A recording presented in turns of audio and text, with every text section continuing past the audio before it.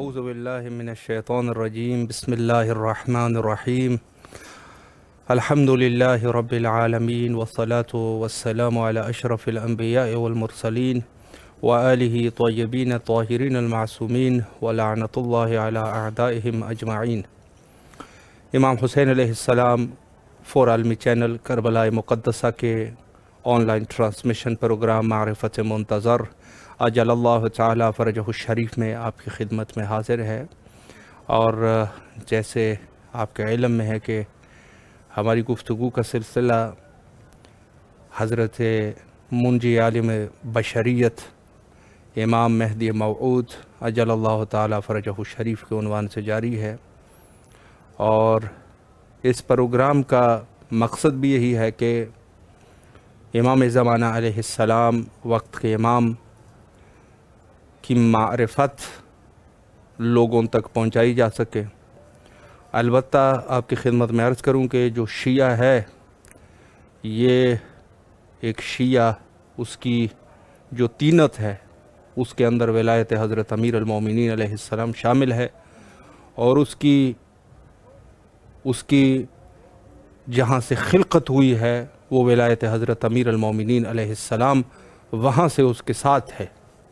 لیکن ظاہر ہے کہ جیسے عرفاء فرماتے ہیں کہ مومن یا وہ شخص جس کو بامعرفت خلق ہوا ہے اس پر بھی زنگ لگ جاتے ہیں، اور زنگ کے سلسلے میں ظاہر ہے کہ جو ہمارے دلوں پہ لگ جاتے ہیں کسی نہ کسی گناہ کی وجہ سے یا کسی اور چیزوں کے اسباب کی وجہ سے، تو اس کو سیکل کرنا پڑتا ہے۔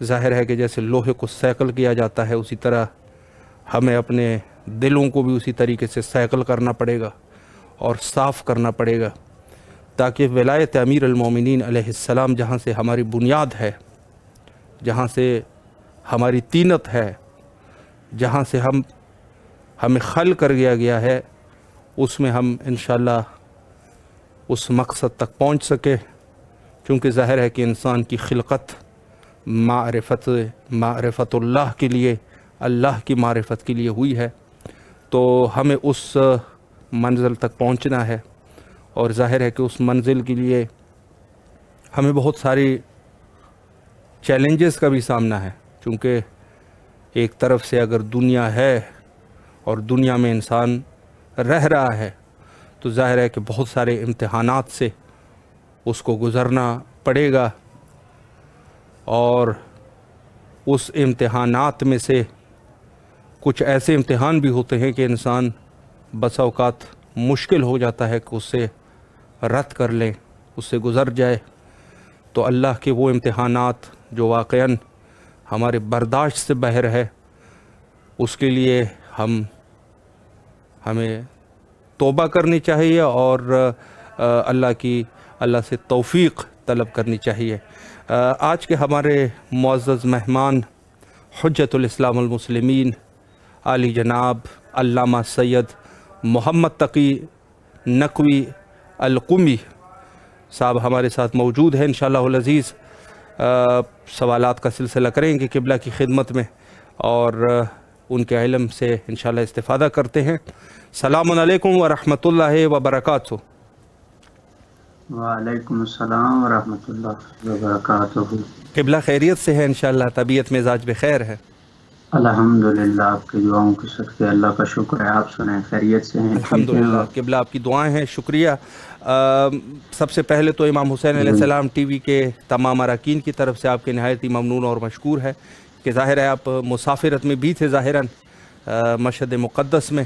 آپ سے سب سے پہلے تو التماس سے دعا کرتے ہیں، اور اس کے بعد آپ کے نہایت ہی ممنون اور مشکور ہے کہ آپ تشریف لائے اور ہمیں خدمت کا موقع فراہم فرمایا۔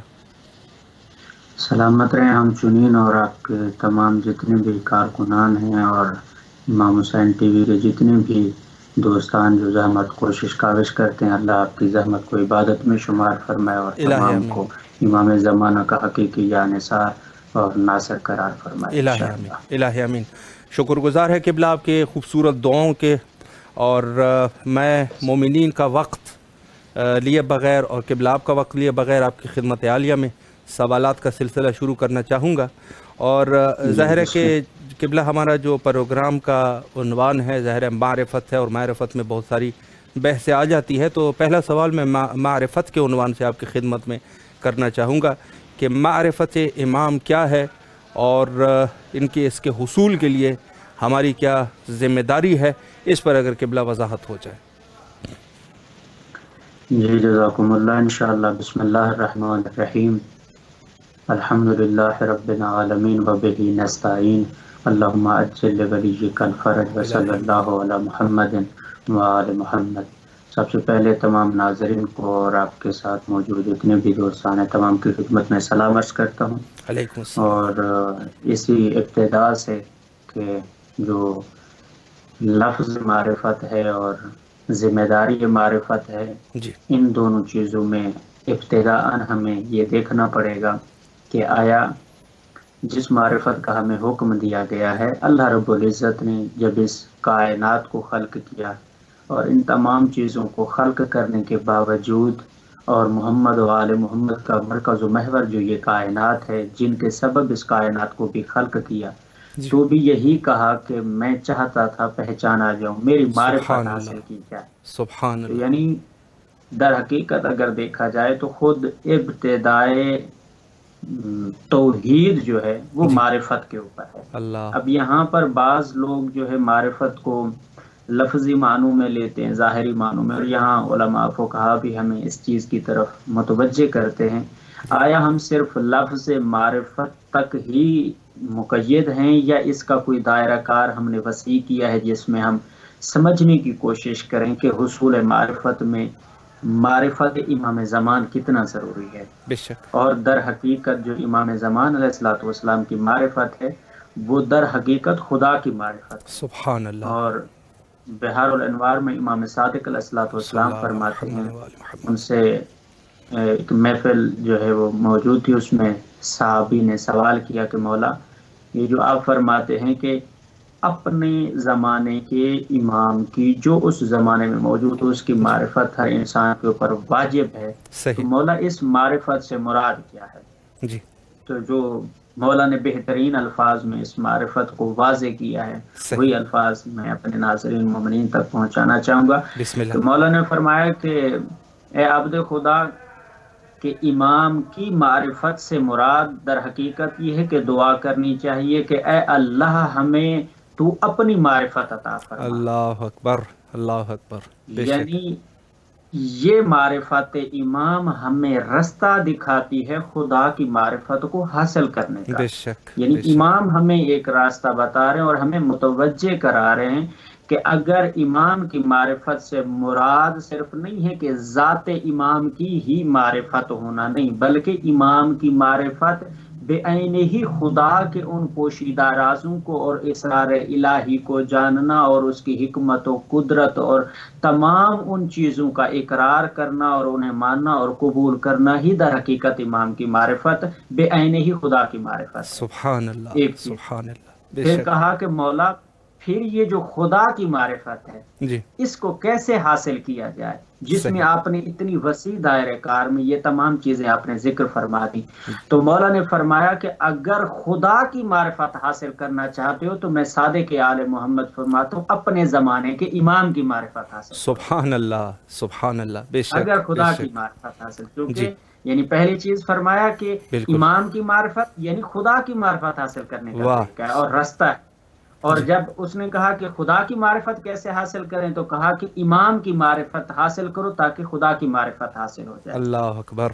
یہاں پر ہمیں یہ متوجہ ہونا پڑے گا کہ آیا اس لفظ معرفت میں ہم مقید ہیں یا اس معرفت کا دائرہ کار کیا ہے؟ معصومین علیہ الصلوۃ والسلام کی روشنی میں اور انبیاء علیہ الصلوۃ والسلام کی زندگی اور سیرت اور اخلاق اور ان کی نبوت کے ان ادوار میں ہمیں معرفت کا درس کیا دیا گیا ہے؟ تو امام معصومین علیہ الصلوۃ والسلام کی طرف سے ہمیں جو پیغام دیا گیا ہے معرفت کے اعتبار سے، وہ صرف لفظ معرفت سے ہمیں معرفت نہیں ہونی چاہیے، بلکہ اس معرفت کے دائرہ کار میں ہمارا عمل بھی درکار ہے، بالکل، اس معرفت میں ہماری خود سازی بھی درکار ہے، بے شک، اس معرفت میں ہمارے اپنے نفس کی اصلاح موجود ہے، صحیح، اس معرفت کے دائرے کار میں امام کی سیرت کے وہ تمام پہلو ہیں جو ایک شیعہ سے متقاضی ہیں کہ جو اس امام کو اگر مانتا ہے تو ان تمام چیزوں کے اوپر عمل کرے کہ جو معرفت تک انسان کو پہنچانے کا ذریعہ بنتی ہیں۔ صحیح،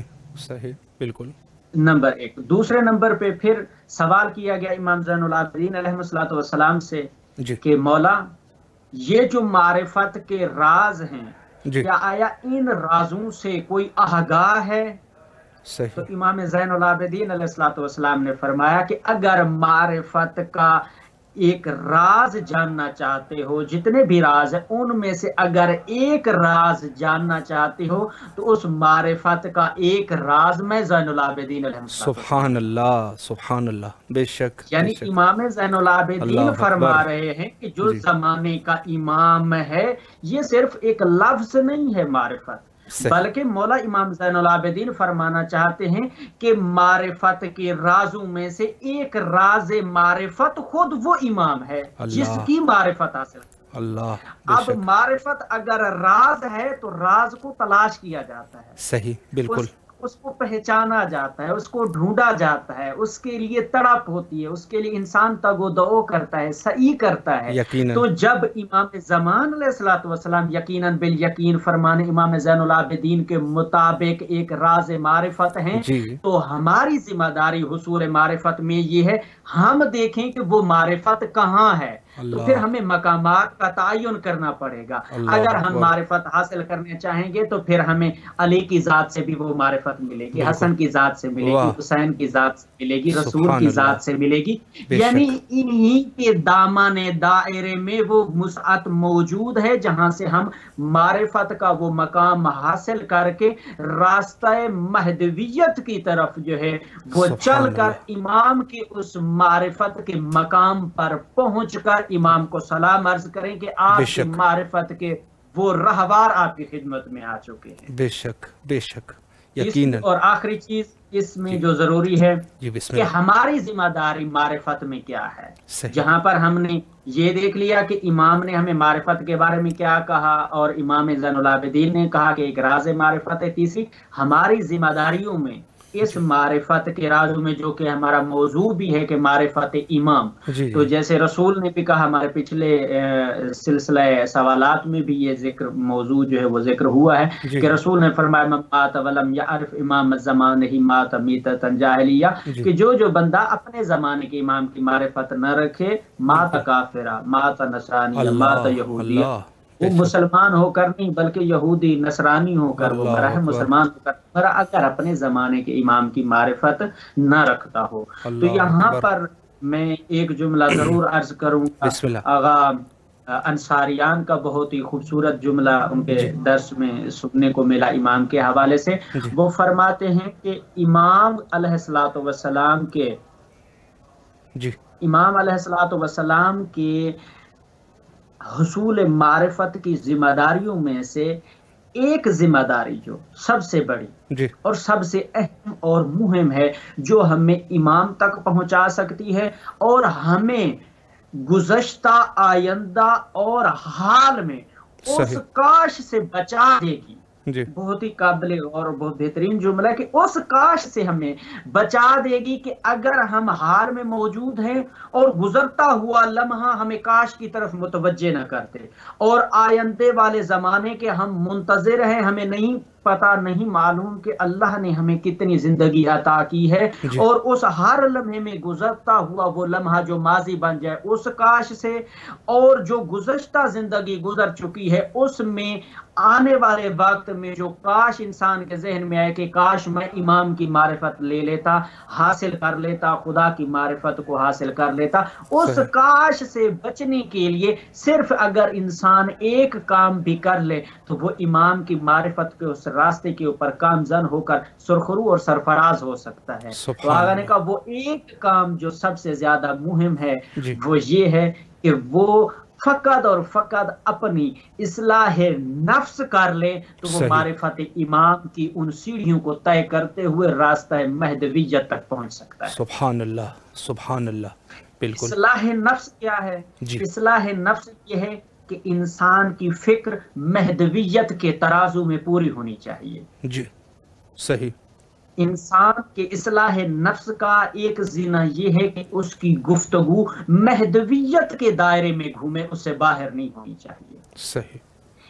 اصلاح نفس کا ایک اور زینہ یہ ہے کہ انسان اس امام کی یاد میں وہ وقت اور وہ لمحہ گزارے جس طرح وہ انسان اس دنیا میں اس اپنی عزیز چیز سے جتنی زیادہ محبت رکھتا ہے کہ اسے بھول نہیں پاتی، تو انسان کو ان تمام چیزوں میں سے اگر عزیز کوئی چیز ہونی چاہیے تو وہ امام کی محبت اور امام کی یاد ہونی چاہیے، بے شک، جس سے انسان اپنی اصلاح نفس کر سکتا ہے، اور اصلاح نفس جو ہے وہ حصول معرفت کا ذریعہ بن سکتا ہے کہ جس کے ذریعے امام کی معرفت حاصل کرتے ہوئے انسان اپنے آپ کو گناہوں سے پاک بنا کر ان کا صحیح معنوں میں مطیع بن کر اور قرآن و احادیث اور فرمان محمد و آل محمد کے مطابق خدا کی توحید معرفت کا صحیح علم بردار بن کر امام کے سامنے اور خدا کے سامنے اور اہل بیت علیہ الصلوۃ والسلام کے سامنے سرخرو اور سرفراز ہو سکتا ہے۔ بے شک، بے شک۔ جی قبلہ، بہت خوبصورتی سے آپ نے وضاحت فرمائی امام کی معرفت اور اس کے حصول میں ہماری ذمہ داریاں۔ میں اگلا سوال اس عنوان سے آپ کی خدمت میں پیش کرنا چاہوں گا کہ ظاہر ہے کہ غیبت کا دور ہے تو حضرت امام زمانہ علیہ السلام کے لیے مومنین کی دعائیں ہوتی ہے۔ کبھی یہ دعا جو ہے صحت اور سلامتی کے لیے ہوتی ہے، امام کی صحت اور سلامتی کی دعا، یا امام کی ظہور میں تعجیل کے لیے دعا، یا دوسری دعائیں تو جو خود امام زمانہ علیہ السلام سے مربوط ہوتی ہے۔ تو یہاں سوال یہ اٹھتا ہے کہ کیا حضرت امام زمانہ علیہ السلام جو کہ اللہ کی حفاظت میں ہیں تو وہ کیا ہماری دعاؤں کے محتاج ہے؟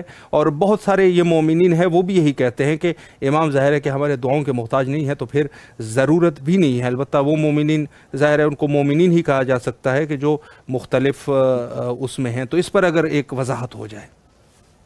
جی بالکل، بہت خوبصورت سوال بھی ہے اور تھوڑا سا جو ہے وہ خطرناک سوال بھی ہے۔ اللہ آپ کی توفیقات میں اضافہ فرمائے۔ میں کوشش کروں گا کہ ان الفاظوں کا سہارا لے کر کے تاکہ مومنین اور ہمارے جو مسلمان بھائی ہیں کسی کا ذہن مشوش نہ ہو پائے، چونکہ لفظوں کی جو ایک اتار چڑھاؤ ہے اس میں اپنا مبدا و مقصد جو ہے وہ امام کی بارگاہ میں اپنا نذرانہ عقیدت پیش کرنا اور مومنین کی رشد و ہدایت جو ہے وہ مقصود ہے۔ سب سے پہلے جو ہے میں یہاں پہ یہ عرض کرنا چاہوں گا، ہمارے پاس ایک کتاب ہے، کتاب المختار من الامام المہدی علیہ الصلوۃ والسلام عجل اللہ تعالی فرجہ الشریف۔ صحیح۔ تو اس میں اس سوال کا ایک بہترین اور خوبصورت جواب دیا گیا۔ پہلے اس سوال کے دو حصے بنتے، ایک لفظ دعا کو الگ کرنا پڑے گا کہ دعا کا معنی و مفہوم کیا ہے اور اس کا مقصود جو ہے وہ کیا ہے اور مطلوب کیا ہے، اور دوسرا لفظ احتیاج کو دیکھنا پڑے گا کہ محتاجیت کا معنی کیا ہے، اس کا دائرہ کار کیا ہے،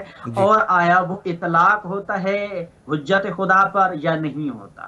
تو اس کے ضمن میں اسی سوال کو ہم انشاءاللہ کمپلیٹ کریں گے۔ پہلی چیز یہ کہ دعا جو ہے، دعا کے ایک تو اول مانگنے کی شرائط ہیں۔ پہلے یہ کہ ایک وقت میں نبی دعا مانگتا ہے، ایک وقت میں امام دعا مانگتا ہے، ایک وقت میں میں دعا مانگتا ہوں، اور ایک وقت میں دعا منگوائی جاتی ہے کسی سے، وہ نبی بھی ہو، امام بھی ہو، غیر معصوم بھی ہو سکتا ہے، کوئی عبد و بشر بھی ہو۔ اس کی ایک اپنی شرائط جو ہے وہ علماء و فقہا نے جو ہے وہ بیان کی ہیں۔ اب یہ ہے کہ دیکھنا یہ ہے کہ آیا دعا کی ضرورت کیوں ہے، اور دعا کے مانگنے کا طریقہ کیا ہے۔ صحیح۔ میرا موضوع دعا نہیں ہے، صرف میں اس کی تمہید تاکہ اس سوال کے ضمن میں میں اپنے جواب کو جو ہے وہ عرض کر سکوں۔ تو دعا جو ہے وہ کس طرح جو ہے وہ مانگنی چاہیے، دعا مانگی کیوں جاتی ہے، اور کس چیز کے بارے میں سوال کیا جا رہا ہے، اور کس قدر سوال جو ہے وہ ہم کرتے ہیں، ان تمام چیزوں کو ذہن میں رکھ کر اس دعا کے مبدے کو ذہن میں لا کر یا اپنے سامنے رکھ کر اس کا مدعا کیا جاتا ہے، اس کا ادعا کیا جاتا ہے خدا کی بارگاہ میں۔ صحیح۔ اب یہاں پر ہمارے جو ہے اخلاق کے استاد تھے بہترین مثال دیتے ہیں کہ دعا کی جو جہاں پہ شرائط بیان کی گئی ہیں وہاں پر جو ہم امام کے لیے دعا مانگتے ہیں، جیسے آپ نے سوال کے ضمن میں جو ہے وہ فرمایا کہ مومنین بھی دعا مانگتے ہیں، باقی لوگ بھی دعا مانگتے ہیں، دوسرے بھائی بھی دعا جو ہے وہ مانگتے ہیں، تو یہاں پر یہ ہے کہ دعا کے مانگنے کا ایک خوبصورت طریقہ اور اس کی ایک بہترین مثال جو وہ ہمیں دیتے تھے کہ وہ ہمیں ایک اگر چھوٹا سا درس اگر ہم لینا چاہیں تو ایک فقیر سے لے سکتے ہیں۔ صحیح صحیح۔ تو تعجب ہوا کہ ایک فقیر سے دعا کا طریقہ لینے کا کیا سبب اور علت ہو سکتی ہے؟ تو استاد نے فرمایا کہ ایک فقیر جو نادار اور مفلس ہوتا ہے، ضرورت مند ہوتا ہے اور محتاج ہوتا ہے۔ اب یہاں پہ دعا بھی آ گئی اور محتاج بھی، اسی کو اس کے ساتھ میں ارتباط دینا چاہوں گا کہ ضرورت مند بھی ہے، محتاج ہے کسی چیز کا، کوئی چیز اسے مطلوب ہے، اور وہ دعا مانگنے کا ہمیں طریقہ سکھا رہا ہے کہ جیسے انسان کوئی جو فقیر آدمی ہو، سب سے پہلے وہ علاقہ تلاش کرے گا، وہ جگہ تلاش کرے گا، وہ شہر تلاش کرے گا جہاں پر کچھ غنی لوگ، کچھ سخی لوگ، کچھ ثروت مند لوگ موجود ہوں، جہاں پر وہ جائے تو اس کا سوال رد نہ ہو، اسے کوئی خالی نہ لوٹا دے۔ جب وہ اس شہر کا انتخاب کر لیتا ہے، اس جگہ اور مقام کا انتخاب کر لیتا ہے، تو پھر اس علاقے اور شہر میں ایک ایسے گھر کا یا ایک ایسے دروازے کا انتخاب کرتا ہے کہ جو سب سے زیادہ سخی ہو اور جو اس کو دھتکارے نہیں، اس کے عیب کو یا اس کی ذات کو حقارت سے نہ دیکھے، بلکہ خدا کی بارگاہ میں آیا ہوا سوالی سمجھ کر اس کی ضرورت کو پوری کر دے۔ اب جب وہ دروازے کا انتخاب کر لیتا ہے تو اس دروازے پر پہنچنے پر وہ دستک نہیں دیتا ہے، صحیح، بلکہ کیا کرتا ہے، وہ دعائیں دینا شروع کر دیتا ہے، وہ رونا شروع کر دیتا ہے، گڑ گڑانا شروع کر دیتا ہے، اپنی مصیبتیں بیان کرنا شروع کر دیتا ہے، اپنی غربت کے وہ تمام ادوار کو ظاہر کرنے کی کوشش کرتا ہے، اور جن سے وہ مطلوب کر رہا ہوتا ہے کوئی چیز، ان کے دروازے پہ جا کر انہیں دعائیں دیتا ہے، آپ کے بچے زندہ رہیں، آپ کو اللہ خوشیاں دے، یہ مطلب جتنی بھی دعائیں وہ ساری مانگتا ہے۔ اور جب گھر کا مالک دروازے پر پہنچتا ہے تو وہ اس کی ان تمام تعریفوں کو کہ جو اس فقیر نے اس کے لیے کی اور دعائیں کی، وہ خوش ہو کر اس کی مدد کرتا ہے۔ اب استاد اخلاق فرماتے ہیں کہ اسی طرح سے ہی جو دعا مانگنے والا ہے، جو ظہور تعجیل کے لیے دعا کرتا ہے، اسے ظہور تعجیل کی دعا کے وہ تمام موارد پہلے ذہن میں ہونے چاہیے کہ دعا مانگ کس کے لیے رہا ہے، سبحان اللہ، صحیح، اور دعا کس سے مانگ رہا ہوں، اور دعا کے مانگنے کا جو طریقہ کار ہے وہ ہمیں انبیاء اور معصومین علیہ السلام نے جو بتایا ہے اس میں دیکھنا ہے۔ کیوں؟ کیونکہ آقا فرماتے ہیں کہ اس دعا کو اتنا غیر معمولی نہ سمجھا جائے، چونکہ دعا کے مانگنے میں ایک شرط یہ ہے کہ دعا کو غافل ہو کر نہ مانگا جائے۔ اگر غافل ہو کر دعا مانگی جائے تو وہ دعا قبول نہیں ہوتی۔ ان لوگوں کے لیے کہہ رہا ہوں جو ظہور امام کے لیے دعا کرتے ہیں، جو امام کے فرج کے لیے دعا کرتے ہیں، جو امام کی تعجیل کے لیے دعا کرتے ہیں، جو طرف رکھتے ہیں، وہ امام کے لیے دعا مانگنے سے پہلے اس دعا سے غافل نہ رہیں کہ میں کس شخصیت کے لیے دعا کر رہا ہوں۔ اور بہترین جملہ یہاں پہ میں بین قوسین عرض کروں گا، آقا کہتے ہیں کتنے خوش نصیب ہو تم کہ تمہیں امام زمان کے ظہور کی تعجیل کی دعا کرنے کے لیے انتخاب کیا گیا ہے۔ سبحان اللہ، سبحان اللہ، بے شک۔ اگر انسان اس توفیق کو ایک معرفت کی زینے میں جا کر اگر اس کا لطف اٹھانا چاہے تو ایک وقت میں سوچے کہ اللہ جو دعا جو انسان کرتا ہے وہ دعا مانگنے کی توفیق بھی خدا عطا کرتا ہے، بے شک، اور تم کتنا خوش نصیب ہو کہ تم اپنے زمانے کے امام کی ظہور کے لیے دعا مانگ رہے ہو۔ ایک چیز کہ دعا مانگتے وقت انسان کو غافل نہیں ہونا چاہیے۔ دوسری چیز، امام صادق آل محمد سے پوچھا گیا، مولا دعا جب مانگیں تو چونکہ صادق آل محمد علیہ السلام اسی موضوع کے ضمن میں کہ اپنے زمانے کے امام کے ظہور کے دعا کیا کرو، صحیح، تو وہ امر امام بھی تھا، اور اس پر وہاں پر صحابی نے سوال بھی کیا کہ مولا کیسے دعا کریں، اس کا طریقہ کیا ہے؟ تو مولا نے کہا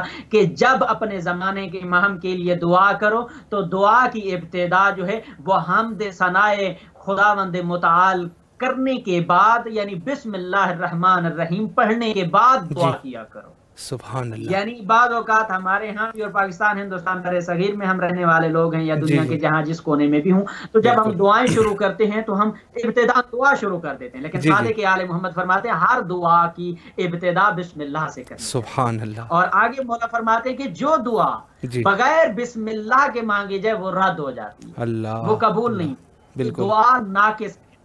सही, ठीक है जी। अब हम अपने सवाल के ज़िमन में जो मुकद्दमतन मैंने अर्ज कर दिया कि अब बेहतरीन शहर जो है वो हमारे पास, बेहतरीन मकाम, बेहतरीन जगह जो है वो हमें अल्लाह ने हर जगह पर अता की है। अगर अपने ज़माने के इमाम के लिए दुआ मांगनी हो तो बेहतरीन जगह मस्जिद है, मस्जिद में जाकर नमाज अदा करो और अपने जमाने के इमाम के लिए दुआ करो। दूसरी चीज आले मोहम्मद फरमाते हैं कि जब दुआ मांगो तो गिड़गिड़ा कर और तड़प रख कर के किस शख्सियत के लिए दुआ कर रहे हो, अपने दिल के अंदर तड़प रख कर फिर दुआ मांगो। सुभान अल्लाह। दूसरी चीज। फिर तीसरी चीज कि इमाम अलैहिस्सलातु वस्सलाम ने जो सवाल आपने किया कि आया इमाम अलैहिस्सलातु वस्सलाम हमारी दुआ के मोहताज हैं। अब यहाँ पे मोहताज जो है, मोहताज होना ये नक्स इमामत में एक खामी आ जाती है, एक ऐब आ जाता है कि इमाम मोहताज हो मेरा, दुआ को छोड़ देता हो, कोई भी चीज हो, एहतियाजी चीज मासूम की गैर मासूम से होना ये महाल है जी, ये मुमकिनात में से नहीं है। तो अब इमाम हमारी दुआओं का मोहताज नहीं है, लेकिन जब दुआओं का मोहताज नहीं है तो फिर ये जरूर कहा गया है कि हमारे लिए दुआ मांगो चूंकि वो तुम्हारी निजात का जरिया है। सुभान अल्लाह, सुभान अल्लाह। यानी दुआ इमाम की जरूरत नहीं है, मोहताज होना यानी जरूरतमंद होना, इमाम को हमारी दुआ की जरूरत नहीं है, बल्कि खुद मासूम फरमाते हैं कि तुम अपने जमाने के इमाम के ज़हूर के लिए दुआ करो ताकि तुम्हारी मुश्किलात हल हो जाएं, ताकि तुम पर रहमतें नाजिल की जाएं, ताकि तुम खुदा की खुशनुदी और रिजा को हासिल कर पाओ। अब यहाँ पर जी कि जो लोग ये एतराज करते हैं कि जनाब अगर यही बात है तो फिर ये बताया जाए कि अगर इमाम अलैहिस्सलातु वस्सलाम दुआ के मोहताज नहीं हैं जी, तो फिर ये तो कुरान की नफी हो जाती है। मैं उन अपने मुसलमानों के एक एतराज को यहाँ पे कोट करूं, क्योंकि वो लोग ये एतराज करते हैं, अहले सुन्नत बरादरान भी हमारे एतराज करते हैं। अल्लाह कहता है कुरान में भी इरशाद फरमाता है कि मुझसे मांगो, मुझसे तलब करो जी, और मेरी बारगाह में आकर गिड़गिड़ा कर मांगो। तो वहां पे तो दुआ के बारे में कहा गया है कि अल्लाह से दुआ मांगनी चाहिए। तो फिर ये कैसे हो सकता है, क्या आया इमाम दुआ का मोहताज नहीं है? हाँ, यहाँ पे जो है वो तफसीर अल-मीज़ान के जो मुफस्सिर हैं वो फरमाते हैं कि यहाँ पर एक चीज हमें इस चीज से मुतवज्जे होना पड़ेगा कि इमाम जी हमारी दुआओं का मोहताज नहीं है, अल्लाह कि वो इसके ऊपर मौकूफ हो कि मैं दुआ करूं या हम गैर मासूम दुआ करें, वो इस चीज की एहतियाज नहीं रखते हैं। सही। लेकिन खुदा कहता है कि दुआ मांगो, तो इमाम ज़मान अलैहिस्सलातु वस्सलाम खुदा से दुआ मांगते हैं। कौन इमाम और कौन सा ऐसे मासूम हस्ती है कि जो खुदा से दुआ मांगने की मुनकिर है? बल्कि वो दुआ खुदा से ही मांगते हैं, और तमाम मासूमीन अलैहिस्सलातु वस्सलाम थे वो इमाम से दुआ मांगते हैं। तो बहरहाल कहने का मकसद और खुलासा हमारी बात और इस सवाल का ये है कि इमाम हमारी दुआओं के मोहताज नहीं है, बल्कि हमारी दुआएं जो उनके ज़हूर के लिए मांगी जाती हैं वो हमारी निजात का जरिया है, हमारी बख्शिश का जरिया है, हमारी मुश्किलात के हल का जरिया है। और इमाम जो है वो एहतियाज दुआ भी नहीं है, और दुआ से हट के किसी भी ऐसी चीज का जो हमारे इख्तियार में है उसकी जरूरत इमाम को नहीं है, क्योंकि जो हमें अता की गई है वो इमाम को पहले अता की गई है। वो इमाम ही इसलिए इमाम है कि हम उनकी रैयत और उनके मुती हैं, और उनके सबब जो कुछ हमें अता किया गया है वो इमाम अलैहिस्सलातु वस्सलाम के सबब और उन्हीं की मरहून मिन्नत और उनके सदके और उनके सबब हमें जो है वो अता की गई है। बेशक जी किबला, बहुत ही खूबसूरत और मुदल्लल गुफ्तगू आपने फरमाई। इसी उन्वान से दुआ से रब्त देते हुए मैं एक मज़ीद एक सवाल आपकी खिदमत में पेश करना चाहूँगा। एक तरफ जो है वो मोमिनीन की दुआएं हैं ज़हूर इमाम ज़मान अलैहिस्सलाम के लिए, ज़ाहिर है कि मोमिनीन जो है वो मुंतज़िर है इमाम ज़मान अलैहिस्सलाम के ज़हूर के लिए। तो सवाल यहाँ पर यह है कि क्या ख़ुद इमाम अलैहिस्सलाम भी अपने اپنے ظہور کے منتظر ہیں، اس پر بھی اگر ایک روشنی ہو جائے۔ جی بسم اللہ۔ اب یہ جو سوال ہے کہ آیا امام علیہ الصلوۃ والسلام اپنے ظہور کے لیے منتظر ہیں؟ جی دیکھیں، انتظار کا جو فلسفہ ہے، اور ہم اپنے پہلے سلسلوں میں بھی اس کو ذکر کر چکے ہیں، اور ضمناً یہاں پہ عرض کرنا چاہوں گا کہ رسول خدا صلی اللہ علیہ وآلہ وسلم نے فرمایا ہے کہ تمام افضل اعمال میں سے اگر کوئی عظیم عبادت ہے تو وہ انتظار کرنا ہے۔ سبحان اللہ، بے شک۔ تو اس کا مطلب یہ ہوا کہ نہیں ہو سکتا کہ اگر رسول فرمائے کہ انتظار کرنا عبادت ہے اور امام زمانہ اس عبادت سے محروم ہوں، جی یہ ہو نہیں سکتا۔ بے شک بے شک۔ اب دوسری چیز کہ آیا وہ اپنے ظہور کے لیے منتظر ہیں؟ اپنے ظہور کے لیے منتظر نہیں ہیں، جی، لیکن امر الہی کے منتظر ہیں۔ سبحان اللہ سبحان اللہ۔ اس چیز کو بہت ہی ایک ہی جملے میں، چونکہ اگر میں اسی جواب کو یہیں پہ بھی ختم کروں تو یہی ایک جملہ کافی ہو جائے گا، لیکن اپنے مومنین کو آسان کرنے کے لیے میں تھوڑا سا اس کو واضح کرنا چاہوں گا کہ وہ اپنے ظہور کے لیے منتظر نہیں ہیں، لیکن امر الہی کے منتظر ہیں۔ سبحان اللہ۔ کیوں؟ کیونکہ بعض لوگوں کے ذہن میں یہ سوال آ سکتا ہے کہ اگر وہ اپنے ظہور کے لیے منتظر ہیں، اور جیسے ہم نے پیچھے بھی عرض کیا ہے دعا کے سلسلے میں کہ اگر امام زمان علیہ الصلوۃ والسلام بھی دعا کرتے ہیں تو پھر امام کی دعا قبول کیوں نہیں ہوتی؟ تو یہ اعتراض خارج ہو جائے گا۔ اور اگر امام اپنے ظہور کے منتظر ہیں تو اپنے ظہور کی تعجیل کے لیے بھی پھر ہمیں یقیناً یہ کہنا پڑے گا کہ مولا امام زمان علیہ الصلوۃ والسلام اپنے ظہور کے لیے دعا بھی کرتے ہیں، اور اگر اپنے ظہور کی تعجیل کے لیے دعا کرتے ہیں تو اس کا مطلب پھر یہ سوال عارض آتا ہے کہ پھر امام کی دعا کیوں قبول نہیں ہوتی؟ یہ کیسے ہو سکتا ہے جو حجت خدا ہے، جو معصوم ہے، جو امام ہے، اس کی دعا قبول کیوں؟ ہاں، تو اب یہاں پر میں ضرور اپنے مومنین کے لیے واضح کرنا چاہوں گا کہ پہلی بات یہ کہ جو امام ہے وہ حجت خدا ہے۔ صحیح، بے شک۔ حجت کو ہم نے ایک تو اس لفظ کا ایک غلط العام معنی بھی، اور ہمارے عمومی بھی، بہرحال چونکہ دامن وقت میں غربت ہوتی ہے تو گنجائش نہیں ہوتی، تو کوشش کرتا ہوں کیونکہ ایک جتنا مبدا مقصد آپ کی خدمت میں عرض کر سکیں، مختصراً یہ عرض کروں گا کہ حجت کو ہم دلیل کے معنی میں لیتے ہیں۔ صحیح، کہ لفظی طور پر کہ حجت یعنی دلیل، حجت یعنی ہم کہتے ہیں کہ خدا کی حجت، پھر ہم کہتے ہیں امام حجت، نبی حجت، قرآن حجت، کتاب حجت، یہ ساری چیزیں ہم بیان کرتے ہیں۔ تو انشاءاللہ اس کو پھر آگے میں اس کی وضاحت جو ہے وہ عرض کروں گا آپ کی خدمت میں۔ اب پہلی چیز یہ کہ امام جو ہے وہ کیا ہے؟ خدا کی حجت ہے۔ ثانیاً کیا ہے کہ ان تمام واجبات الہی کا پابند ہے امام، اس طرح سے کہ جس طرح باقی تمام انبیاء و امام پابند تھے۔ سبحان اللہ، صحیح صحیح۔ جو زمانے کا امام بھی ہے جی، وہ امام تمام واجبات الہی کا پابند ہے، یقیناً، جس طرح باقی تمام انبیاء اور امام جو ہے وہ پابند تھے۔ بے شک۔ اب اگلا مرحلہ یہ ہے کہ خدا کی مرضی کا نام ہے حکم امام۔ صحیح۔ جو یہ ایک عارضہ ذہن میں آ جائے کہ امام کی دعا قبول کیوں نہیں ہوتی، اور امام اپنے ظہور کے لیے منتظر ہیں یا نہیں، یا اپنے ظہور کے لیے دعا کرتے ہیں یا نہیں، تو اب خدا کی مرضی کا نام ہے حکم امام، یعنی جو خدا کی مرضی ہے وہی امام چاہتا ہے، وہی حجت خدا چاہتی ہے۔ حجت خدا بغیر امر الہی کے کچھ بھی نہیں چاہ سکتی۔ صحیح۔ جو خدا چاہتا ہے اہل بیت علیہم السلام بھی وہی چاہتے ہیں، اور جو اہل بیت علیہم السلام چاہتے ہیں وہی خدا چاہتے ہیں۔ ان دونوں کی چاہت جو ہے وہ نہ خدا کی چاہت کے خلاف ہے، اور نہ خدا کی چاہت اہل بیت علیہم السلام کے خلاف ہے۔ بے شک۔ اب اگلی بات یہ ہے کہ دعا کی یہ جو ہم عرض کرتے ہیں کہ امام علیہ السلام اگر اپنے ظہور کے لیے دعا مانگتے ہیں یا نہیں۔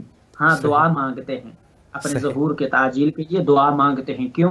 اس کے بارے میں خود 12ویں آقا علیہ السلام کا فرمان آپ کی خدمت میں جو ہے وہ میں عرض جو ہے وہ کرنا چاہوں گا کہ جہاں پر جو ہے وہ یہ اعتراض کیا جاتا ہے کہ چلیں ہم تو گناہگار ہیں، امام معصوم اور حجت خدا جو ہے وہ ان کی دعا جو ہے وہ کیوں نہیں قبول ہوتی؟ تو امام امر الہی کے خلاف دعا نہیں کر سکتا ہے۔ یہ نہیں ہو سکتا کہ جو حکم خدا ہے اس کے خلاف امام جو ہے وہ دعا کرے، یہ ہو ہی نہیں سکتا ہے، کیونکہ یہ برخلاف اطاعت حکم الہی ہو جائے گی۔ ایک چیز یہ، اور دوسرا کہ خدا کی مرضی کا نام امر دعا ہے.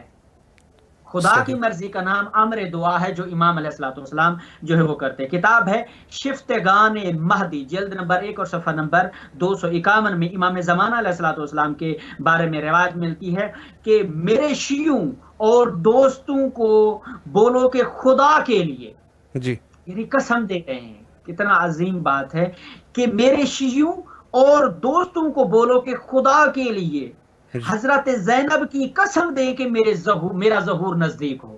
اللہ اکبر، اللہ اکبر. مولا فرما رہے ہیں کہ میرے شیعوں اور دوستوں کو بولو کہ خدا کے لیے حضرت زینب کی قسم دیں کہ میرا ظہور ہو جائے. اللہ. اور آگے فرماتے ہیں کہ خدا گواہ ہے. مولا فرما رہے ہیں خدا گواہ ہے کہ میں کئی دفعہ خدا کی بارگاہ میں اپنی اما جان زینب سلام اللہ علیہا کی قسم دی ہے کہ میرا ظہور ہو جائے. اللہ اللہ اللہ. مولا فرما رہے خدا گواہ ہے کہ میں نے جناب زینب عالیہ، جناب زینب کبریٰ کی قسم دی ہے کہ اے خدا میرا ظہور نزدیک ہو جائے. تو معلوم ہوا کہ دعا کی اگر امام اس طرح سے تعلیم فرما رہے ہیں، صحیح، یعنی دو کام کر رہے ہیں. ایک اپنے ظہور کے، چونکہ اگر ظہور کے منتظر نہ ہوں تو دعا مانگنا جو ہے وہ پھر ناممکنات میں سے آ جاتا ہے. بالکل. یہ چیز، دونوں چیزیں ایک دوسرے کے لیے لازم و ملزوم آ جاتی ہیں کہ امام اپنے ظہور کے لیے منتظر ہیں جی، تو اس لیے وہ دعا بھی اتنی شدت کے ساتھ اور جناب زینب عالیہ کا واسطہ دے کر، قسم دے کر اپنے مومنوں کو قسم دیتے ہیں کہ جناب زینب کی قسم دے کر خدا کی بارگاہ میں دعا ظہور ٹھیک ہو جائے. پھر آگے فرماتے ہیں کہ گواہ، خدا گواہ ہے. خدا کو گواہ کہہ کر جب ایک معصوم قسم اٹھائے تو اس قسم کی کیا اہمیت ہوتی ہے کہ مولا فرما رہے ہیں کہ خدا گواہ ہے کہ میں خود جناب زینب کئی دفعہ خدا کی بارگاہ میں جناب زینب کی قسم دے کر دعا کرتا ہوں کہ اے اللہ میرا ظہور وہ نزدیک ہو جائے. تو یہاں پر ہمارے لیے یہ معلوم اور واضح ہو جاتا ہے کہ خود امام زمان علیہ الصلوۃ والسلام بھی اپنے ظہور کے منتظر ہیں، لیکن اس ظہور کے لیے جس کا وہ انتظار فرما رہے ہیں وہ انتظار عبادت بھی ہے. اور اس انتظار کے بارے میں جب یہ مومنین اعتراض کرتے ہیں کہ اتنی طولانی جو ہے وہ غیبت بھی ہے اور اس میں خود امام بھی انتظار کر رہا ہے اور ان کی رعیت بھی جو ہے وہ انتظار کر رہی ہے، یہ عقلی طور پہ محال لگتا ہے. تو ان لوگوں کے لیے کہ جو ان کو یہ ممکن نہیں لگتا ہے تو ان کو پہلے اس اعتراض کا جواب دینا پڑے گا کہ کچھ اور ہستیاں بھی ہیں جو انتظار میں ہیں، جو امر الہی کی منتظر ہیں. اگر وہ انتظار کر رہی ہیں تو ان کا انتظار بھی عقلانی طریقے سے اس بات کرتا ہے. بے شک. قبلہ بہت ہی خوبصورت طریقے سے اور دلیل کے ساتھ آپ نے گفتگو فرمائی. دل تو کرتا ہے کہ آپ سے سوالات کرتے جائیں اور اسی طریقے سے اس فیض عظیم سے فیضیاب ہوتے رہے، لیکن ہمارے پاس جو وقت ہے وہ تقریباً 3 منٹ کا وقت بچا ہے. تو اس میں میں چاہوں گا کہ اگر امام زمانہ علیہ السلام کے عنوان سے امت مسلمہ کے لیے اور بالخصوص مومنین کے لیے کوئی پیغام ہے تو امام حسین علیہ السلام ٹی وی کے ذریعے سے انشاءاللہ سماعت فرما رہے ہیں. بسم اللہ کیجیے. جی بالکل، جزاکم اللہ. سلامت ہیں. اولا تو آپ کا اور آپ کے تمام دوستان اور ٹیم کا اور امام حسین ٹی وی کا شکر گزار ہوں کہ آپ نے جو ایک یہ سلسلہ شروع کیا ہے تا آخر ظہور امام زمان تک قائم و دائم رہے، قائم انشاءاللہ. اور اپنے تمام مومنین دوستان اور اپنے سے چھوٹے اپنے بھائیوں، بیٹے بیٹیوں کے لیے اور اپنے بزرگان کے لیے ایک تذکرن اور درسن میں چند چیزیں عرض کرنا چاہوں گا اسی مختصر وقت میں کہ جہاں پر آج کے اس جدید اور جدت بھرے دور میں جہاں پر ہم تمام سوشل میڈیا کی ایکٹیویٹیز جو ہے وہ بروکار لاتے ہوئے اپنے ارتباط کو، اپنے تعارف کو، اپنی ذات کو اور اپنی شخصیت کو، اپنے علم کو یا اپنی شہرت کو، اپنے بزنس کو، ہر چیز کو ہم جو ہے وہ مونیٹائز کرتے ہیں، اسے ہم پبلش کرتے ہیں، آگے لے کے جاتے ہیں، اس کی ایڈورٹائزمنٹ کرتے ہیں. تو وہاں پر ان لوگوں کے لیے بھی میرا یہی پیغام ہوگا کہ آج کے سوشل میڈیا کے دور میں اور آج کے اس جدت بھرے دور میں جہاں پر بھی کسی سے کسی ذریعے سے بھی، چاہے وہ لکھے ہوئے میسج کے ذریعے اگر وہ امام کی نصرت کر سکتا ہے، اگر وہ ویڈیو کال کے ذریعے کسی کی اصلاح کر سکتا ہے، اگر وہ کتابت کے ذریعے اصلاح کر سکتا ہے، یا وہ معرفت امام کی طرف لوگوں کو متوجہ کرنے کے لیے جناب جو ہے وہ مجالس برپا کر سکتا ہے، تو کسی نہ کسی ذریعے سے بھی وہ امام کی یاد میں، امام کی معرفت میں اور امام کی تڑپ میں اپنا وقت گزارے۔ دوسری چیز جو سب سے زیادہ مہم ہے وہ یہ ہے کہ میں تمام اپنے مومنین سے، دنیا بھر کے اس میں امام حسین کے پلیٹ فارم سے، اپنے تمام ان امام کی محبت میں تڑپنے والے ان جگنوں کی خدمت میں اور ان محبت رکھنے والے گلستان محمد و آل محمد سے معطر ہوئے قلوب سے مخاطب ہو کر عرض کرنا چاہوں گا کہ اپنے گھر میں کم از کم جب بھی مجلس ہو یا جب بھی کوئی پروگرام رکھیں، کوئی دعا رکھیں، کوئی فاتحہ رکھیں، کوئی نظر رکھیں، کوئی منت کی ادائیگی کچھ بھی ہو، وہاں پر کم از کم جو بھی طالب علم آئے، جو بھی بندہ ہے، وہاں پر اپنے گھر کی ان محفلوں میں امام زمان اجل اللہ تعالی فرجہ شریف کے ذکر کو جو ہے وہ جاری و ساری رکھنا چاہیے، اور دروس کا سلسلہ اپنے گھروں میں رکھنا چاہیے، وہ خمسے کی صورت میں ہو، وہ عشرے کی صورت میں ہو، وہ کسی کتاب سے دیکھ کر پڑھنے کی صورت میں بھی ہو، کسی بھی صورت میں بھی ہو، پیغام جانا چاہیے، چاہے وہ کوئی ہمارے مسلمان بھائی ہوں، ہمارے شیعہ بھائی ہوں، اہل سنت بھائی ہوں، کوئی غیر مسلم بھی ہو کیوں نہ ہو، ہمیں امام کا پرچار ہر وقت ہر لمحے اٹھتے بیٹھتے جو ہے وہ کرنا چاہیے۔ جس طرح سے اگر مجھے دن کے تینوں ٹائم میں اپنا صبح کا کھانا، دوپہر کا کھانا اور رات کا کھانا یاد ہے، تو اسی طرح سے مجھے اس ہر وقت اور ہر لمحے میں اپنے زمانے کے امام کی معرفت اور اس کی یاد میں ہر وہ لمحہ گزرنا چاہیے کہ کوئی پتہ نہیں ہے کہ میری اگلی سانس سے پہلے بھی امام زمان علیہ الصلوۃ والسلام کا ظہور ہو سکتا ہے، تو میرا وہ لمحہ امام کی یاد میں گزرنا چاہیے۔ تو میں اپنے تمام بچوں کو، تمام بزرگان کی خدمت میں یہی پیغام عرض کرنا چاہوں گا کہ ہر وقت سوتے اٹھتے بیٹھتے جاگتے جو ہے وہ ہمیں امام زمان علیہ الصلوۃ والسلام کو یاد رکھنا چاہیے، اور ان کا پیغام اور ان کی سیرت لوگوں تک اور اپنے گھر تک اور اپنی تربیت اور اپنے نفس میں جو ہے وہ لاگو کر کے ایک مفخر معصوم امام زمان علیہ الصلوۃ والسلام کو ماننے والا ثابت کرنا چاہیے۔ انشاءاللہ انشاءاللہ قبلہ اللہ آپ کی بھی توفیقات خیر میں اضافہ فرمائے، اللہ آپ کو سلامت رکھے۔ دعا گو ہیں آپ کے لیے کربلا مقدسہ میں، اور بالخصوص امام حسین علیہ السلام ٹیم کے لیے آپ سے التماس سے دعا کرتے ہیں، بالخصوص مشہد مقدس میں جہاں موجود ہے حضرت امام رضا علیہ السلام۔ جی دعا گو ہیں انشاءاللہ، جی التماس سے دعا انشاءاللہ ضرور، انشاءاللہ محتاج دعا ہیں، اور آپ کے تمام ناظرین کے لیے اور آپ کے تمام امام حسین کی ٹی وی چینل کے جتنی بھی ٹیم کے دوست ہیں تمام کی طرف سے نائب و زیارت ہیں اور انشاءاللہ نائب و دعا ہیں۔ سلامت رہیں، جزاکم اللہ، خدا آپ کو سلامت۔ شکر گزار ہے قبلہ آپ کے، فی امان اللہ، خدا حافظ، خدا حافظ۔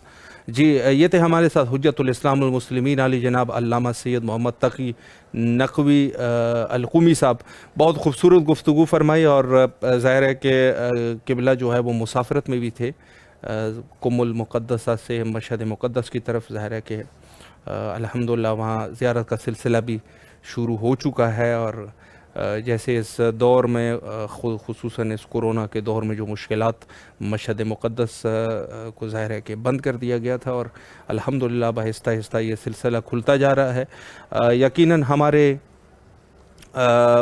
جو دنیا اور آخرت میں ہمارے مشکلات کوئی حل کر سکتا ہے وہ اہل بیت علیہ السلام ہے، اور چاہے جتنی بڑی سی بڑی مشکل ہو، ہمیں ہر وقت اہل بیت علیہ السلام سے ہی اپنے مشکلات کے بارے میں کہنا چاہیے، اور ان کے حل کے لیے بھی ظاہر ہے حل بھی جو کرے گا تو وہ بھی اہل بیت کریں گے، تو لہٰذا یہ وبائی امراض اور دوسری چیزیں تو آتی جاتی رہتی ہے، لیکن خود اہل بیت جو ہے وہ ہمارے لیے وسیلہ ہے۔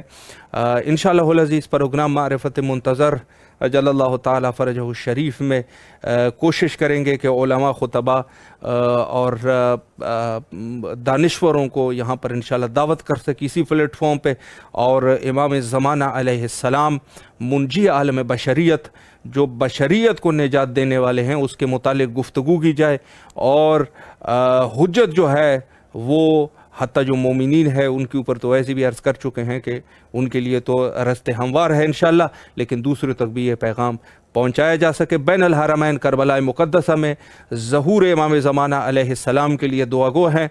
اللہم عجل لولیک الفرج۔